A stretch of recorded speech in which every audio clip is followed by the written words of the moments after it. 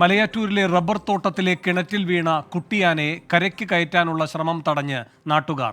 വനംവകുപ്പ് എത്തിച്ച JCB നാട്ടുകാർ തടഞ്ഞു. പ്രദേശത്തെ വന്യമൃഗശല്യത്തിന് ശാശ്വത പരിഹാരം വേണം എന്നാവശ്യപ്പെട്ടാണ് പ്രതിഷേധം.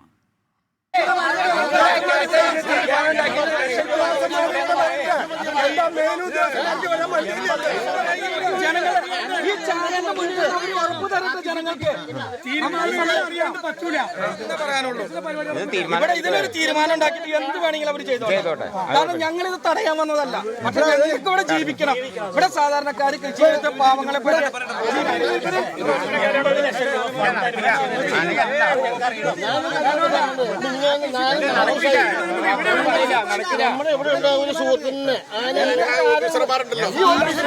എല്ലാം നശിപ്പിച്ചേക്കാണ്. ഇവിടെ ഒരു സാധനം നടാൻ പറ്റാത്ത ഒരു അവസ്ഥയാണ് ഇപ്പൊ ഈ ഇല്ലിത്തോടെ മുളങ്കൂടി സംബന്ധിച്ച് നടന്നേക്കണേ. ഇവിടെ കാടപ്പാറ തൊട്ട് മുളങ്കൂടി ഒരു ഭാഗങ്ങളിൽ ആനകൾ നിരന്തരമായിട്ട് റോഡില് വണ്ടികൾ പോകുമ്പോഴും പേടിച്ചും അരണ്ടും ഇതുപോലെ ഫോറസ്റ്റിന്റെ ഉൾക്കാടുകൾ. കാരണം ഇല്ലത്തോടത്ത് മുളങ്കുഴിയുള്ള റോഡിന്റെ ഇരുവശങ്ങളിലുള്ള അടിക്കാടുകൾ അത് ഒരു ഏരി വെച്ച് അത് വെട്ടിക്കളണമെന്നും പറഞ്ഞു. കാരണം എന്താ ഒളിച്ചിരുന്നാലും കാണില്ലാത്തൊരു അവസ്ഥയാണ് ഇത് ഇവിടെ സംഭവിച്ചേക്കുന്നത്. അപ്പൊ ഇതിനൊരു തീരുമാനം ഉണ്ടാകുന്നവരെ ഞങ്ങൾ പ്രതിഷേധിക്കുന്നതാണ്. ശാശ്വതമായുള്ള നടപടിയല്ല ഫെൻസിങ്.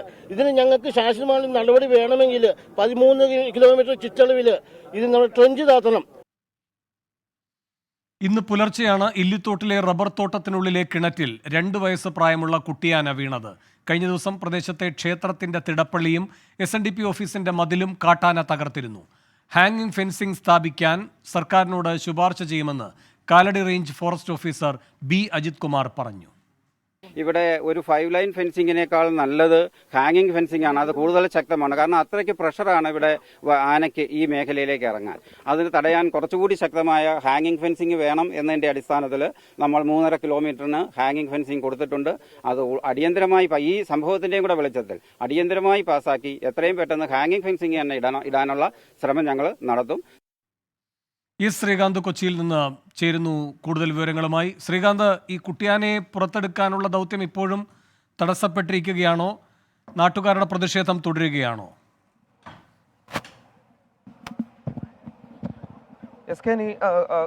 വേണു, ഈ ദൃശ്യങ്ങളിൽ കാണാൻ സാധിക്കും ഇപ്പോൾ ഈ രക്ഷാദൗത്യം ആരംഭിച്ചിട്ടുണ്ട്. നിലവിൽ ഇപ്പോൾ JCB എത്തിച്ച് ആനക്കുട്ടിയെ പുറത്തെടുക്കുന്നതിന് വേണ്ടിയുള്ള തയ്യാറെടുപ്പ് നടത്തുകയാണ്. ഈ ആദ്യം അതിന് ചെയ്യേണ്ടത്, ഇതൊരു ചെറിയ കിണറാണ്. ഈ ചെറിയ കിണറ്റിലേക്കാണ് 2 വയസ്സ് മാത്രം പ്രായമുള്ള ആനക്കുട്ടി വീണത്.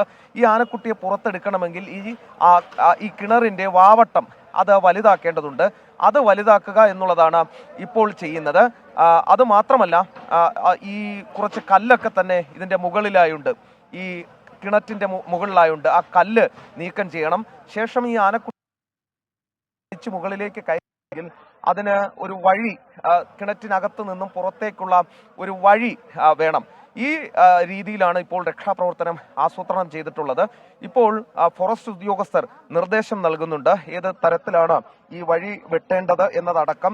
ആ നിർദ്ദേശത്തിനനുസരിച്ച് JCB ഓപ്പറേറ്റർ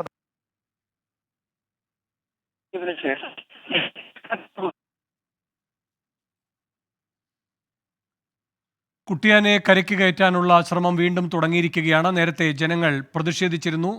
അവിടെ സ്ഥിരമായി കാട്ടാനയുടെ ശല്യമുണ്ട് എന്ന് പറഞ്ഞുകൊണ്ടാണ് നാട്ടുകാർ പ്രതിഷേധിച്ചത്. എന്തായാലും ഇപ്പോൾ ദൗത്യം പുനരാരംഭിച്ചിട്ടുണ്ട്. ശ്രീകാന്ത് തുടരുന്നുണ്ട്. ശ്രീകാന്ത് പറഞ്ഞോളൂ. ഇപ്പോൾ ദൗത്യം പുനരാരംഭിച്ച് കഴിഞ്ഞു. ഈ ദൗത്യം ഇപ്പോൾ തുടരുകയാണ്. ഈ ദൃശ്യങ്ങളിൽ നമുക്കത് കാണാനും സാധിക്കും. ഇപ്പോൾ ഈ JCB ഉപയോഗിച്ചുള്ള രക്ഷാപ്രവർത്തനമാണ് നടക്കുന്നത്. മണ്ണ് നീക്കം ചെയ്യും.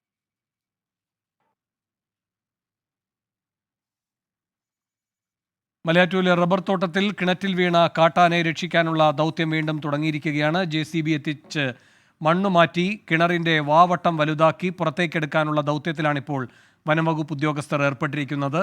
ശ്രമകരമായ ദൗത്യമാണ്. ഈ കിണർ ഉപേക്ഷിക്കപ്പെട്ട നിലയിലാണ്. അതിൻ്റെ മുകൾ ഭാഗത്തൊക്കെ കല്ലുകളും മറ്റുമുണ്ട്. അതെല്ലാം നീക്കേണ്ടതുണ്ട്. കൂടാതെ അതിൻ്റെ വാവട്ടം വലുതാക്കേണ്ടതുണ്ട്. ഇതിനുശേഷം കാട്ടാനയെ പുറത്ത് എത്തിക്കുന്നതിനുള്ള വഴിയും കണ്ടുപിടിക്കേണ്ടതുണ്ട്. ശ്രീകാന്ത് ഇപ്പോൾ ഉണ്ട്. ശ്രീകാന്ത് പറഞ്ഞോളൂ.